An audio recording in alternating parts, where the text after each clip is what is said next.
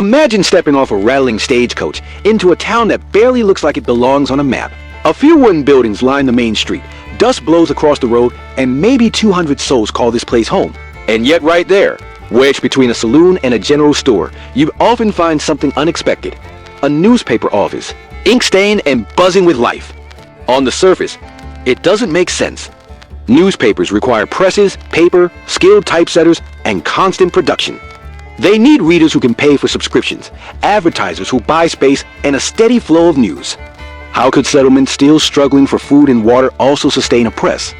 The secret is that frontier newspapers weren't just about news, they were survival tools, political weapons, social glue, and symbols of legitimacy. For settlers, a newspaper was proof their town was real. When boosters wanted to attract new businesses, railroads, or even official recognition, having a newspaper signaled permanence. A press meant this wasn't just a temporary camp, it was a community staking its claim on the map. In fact, town founders often made sure a printing press was one of the very first investments. No paper? Then investors might assume the place wasn't worth their money. And here's the kicker, you didn't need a huge readership. Even a circulation of a few hundred could keep a paper alive because newspapers sold more than subscriptions. They sold advertising to local merchants eager to pull in customers. They sold influence to politicians who knew a favorable editorial could make or break their reputation. And they sold identity because in a world of isolation, a paper gave settlers a sense that their struggles and triumphs mattered. Think about the rhythm of life in a frontier town. Most days were backbreaking labor, plowing fields, tending livestock, or hammering together new homes. But once a week, the paper arrived, carrying with it the world. News from Washington, stories of wars in Europe, updates on nearby towns, and gossip about local marriages or disputes. It wasn't just information, it was entertainment, education, and community affirmation rolled into one. The hunger for print was staggering. By the mid-19th century, the United States had one of the highest literacy rates in the world. Settlers came from New England, the Midwest, or even Europe, bringing with them traditions of reading and debate. They expected to see newspapers wherever they went. A town without a paper felt culturally starved, even uncivilized. And then there was politics. Newspapers were the battleground of the era. Most weren't neutral. They loudly declared their allegiance to Democrats, Whigs, or later Republicans. Editors used their presses like cannons, firing volleys of opinion at rivals down the street. Yes, some towns had multiple papers, despite tiny populations, each representing a different party or faction. Citizens might buy one paper not for the news, but to see how their side was defending its honor. The technology mattered too. The printing press was rugged, movable, and surprisingly cheap by the mid-1800s. A small hand press could be hauled by wagon, set up in a shack, and start producing broadsheets within days. Traveling editors sometimes moved from Boomtown to Boomtown, setting up a paper, running it for a year or two, then selling the press and moving on. In gold rush camps, newspapers sprang up almost overnight, reporting on claim disputes, stagecoach robberies, and the ever-present price of whiskey. But the newspaper wasn't just about commerce or politics, it was about connection. Imagine you're a farmer's wife in a sod house miles from town. You barely see neighbors for weeks at a time. Then the paper arrives, and suddenly you're connected. You learn what the preacher said last Sunday, who's opening a new shop, or which cousin got married. It was a lifeline in a landscape of isolation. Even obituaries and classifieds mattered. Death notices tied people into a shared grief. Lost and found ads, announcements for auctions, and pleas for farmhands turned the paper into the town's bulletin board. Without it, communication fractured. With it, the town breathed together. The competition between papers could get downright explosive. Rival editors didn't just argue on the page. They sometimes fought in the streets. One editor might accuse another of corruption, drunkenness, or even treason. The opponent would fire back with insults twice as sharp. Readers loved the drama, and even if the paper was only 4 flimsy pages long, it was loaded with energy. These skirmishes weren't just personal, they reflected the broader political wars of the nation. When the Civil War broke out, frontier papers became fiery platforms for Union or Confederate sympathies, shaping public opinion far from the battlefields. And yet, despite all the noise, frontier papers played a critical stabilizing role. They helped towns align themselves with the broader American project. A frontier town might feel like the edge of civilization, but the newspaper tied it back to national debates, to the pulse of democracy itself. Editors often reprinted speeches by presidents or congressional debates, reminding settlers that they were still part of the republic. The economics of these papers were fascinating. Many ran at a loss from subscriptions alone. Paper, ink, and labor were expensive, and frontier editors sometimes had to barter. A farmer might pay with a sack of potatoes or a cord of firewood instead of cash. But ads saved the day. Blacksmiths, grocers, saloons, and stagecoach lines paid to get their names in print. Sometimes political parties themselves funneled money to keep a friendly editor afloat. That's why, even in a town of 300, a paper could survive.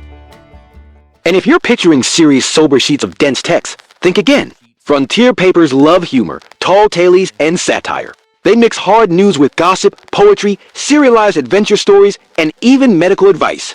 Reading the paper was as much about amusement as enlightenment. This blend kept settlers coming back every week, eager to see what surprises were waiting in the next issue. There was also a competitive urgency to print first. If a stagecoach rode in carrying telegraph reports from the east, the editor wanted it in type within hours. Even a half-day delay could mean being scooped by a rival paper down the road. Speed mattered, and the image of an ink-smeared editor, setting type late into the night, captures the restless energy of frontier journalism. Interestingly, women often played key roles in this world. Some served as editors or publishers, especially when widows inherited their husbands' presses. Others contributed poetry, essays, or social commentary. In communities where women's voices were often restricted, the printed page gave them a foothold in public life. The presence of female editors challenged stereotypes and added new dimensions to small-town debates. And don't overlook how newspapers fueled migration itself. Glowing editorials about fertile land or booming towns often lured families westward. Sometimes editors exaggerated, painting their settlement as a paradise to attract settlers and investors. In this way, frontier newspapers were not just observers of expansion. They were active participants, boosters shaping the destiny of towns and regions. One of the most telling things about frontier newspapers is how temporary many of them were. A town might have a paper for only a few years before the boom went bust. When gold ran out, when crops failed, or when the railroad skipped past, the press was sold off and moved to the next hopeful town. But for that brief moment, the paper had given the town an identity, a voice, and a claim to permanence, even if permanence never came. If you leaf through surviving frontier newspapers today, what jumps out isn't just the big headlines, but the texture of everyday life. You'll see ads for patent medicines promising to cure everything from toothaches to female troubles. You'll see announcements of dances, church picnics, and traveling circuses. You'll see letters to the editor, sometimes rambling, sometimes sharp, that reveal how ordinary settlers thought about their world. These little windows show us not only what people knew, but what they cared about. And then there's the language. Frontier papers had a flair for the dramatic. Editors often used fiery prose, dripping with sarcasm or righteous indignation. They weren't shy about exaggerating threats or mocking opponents. The result was writing that felt alive, raw, sometimes reckless, but always gripping. Settlers didn't just read the paper. They argued about it in saloons, quoted in sermons, and passed clippings around like treasure.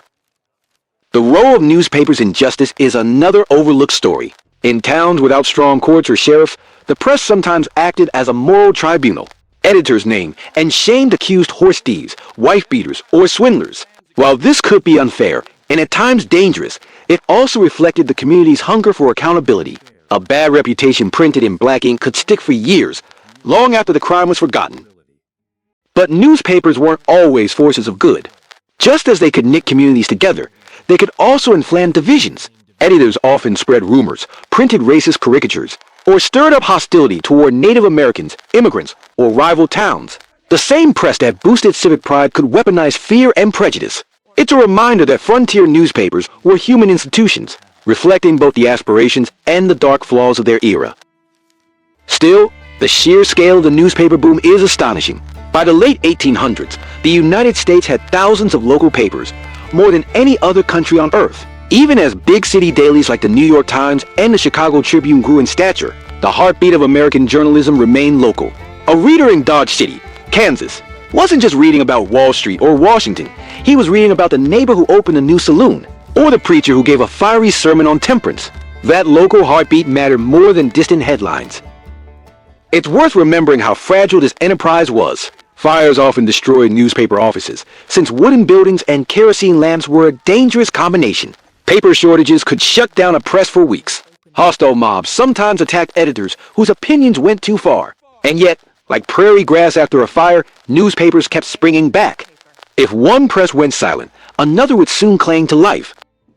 Perhaps the most powerful thing newspapers did was give ordinary people a voice. Farmers, miners, and shopkeepers saw their names in print for births, marriages, or simple announcements. Suddenly, they were part of history. Their stories, however small, were woven into the fabric of the community. That sense of belonging, of being recognized, was priceless. The boom of newspapers on the frontier wasn't just a historical quirk. It was a revolution in how communities claimed existence. If you wanted to say, "This town is real, and it matters," you didn't build a statue. You started a paper. Even a single issue, crudely printed and riddled with typos, could announce to the world, "We are here." Take Deadwood, South Dakota. It sprang up during the Black Hills Gold Rush, chaotic and lawless. Within weeks, a newspaper appeared. Amid gunfights, gambling, and brothels, editors were printing news about claim disputes and local politics. The paper was both a beacon and a shield, trying to impose order where none yet existed. Or consider tiny agricultural towns across Nebraska and Kansas. The soil was harsh, droughts frequent, and settlers often poor. But they still scraped together enough to support papers with names like the Prairie Sentinel or the Homestead Advocate. These titles weren't accidental. They were declarations of purpose. The paper wasn't just reporting life. It was branding the community's identity. And here's something extraordinary. The United States government itself encouraged this boom. Postal laws made it cheap to send newspapers through the mail, recognizing their role in binding the country together. Washington understood that newspapers weren't luxuries. They were infrastructure, just as vital as railroads or telegraph wires. What's striking is how quickly all this faded. By the early 20th century, many of these little papers had disappeared, swallowed up by larger regional dailies, or killed by rising costs. The automobile, radio, and eventually television shifted how people consume news. Today, many of those frontier papers survive only as brittle pages and archives, their once fiery words fading into yellowed silence. But their legacy is enormous. Frontier newspapers show us that America wasn't built only by famous politicians or wealthy tycoons. It was built by ordinary people insisting that their voices mattered, that even the smallest settlement on the farthest edge deserved to be part of the national story. So the next time you walk through a ghost town and see nothing but collapsed roofs and weathered boards, remember this. Once, that place had a newspaper. Once, its citizens read about themselves, argued over editorials, and clipped notices to tuck in the family Bibles. Once, they believed their words could outlast dust and time. And in a way, they were right. Because even now, when historians open those fragile pages, the voices of tiny towns shout across the centuries. We were here. We mattered.